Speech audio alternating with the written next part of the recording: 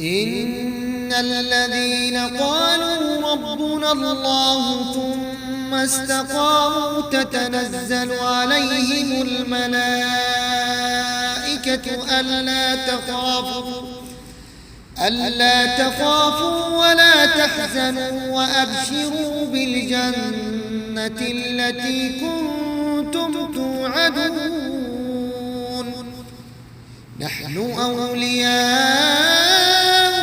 في الحياة الدنيا وفي الآخرة ولكم فيها ما تشتهي أنفسكم ولكم فيها ما تدعون نزلا من غفور رحيم ومن أحسن قولا ممن دعا إلى الله وعمل صالحا وقال إنني من المسلمين ولا تستوي الحسنة ولا السيئة ادفع بالتي هي أحسن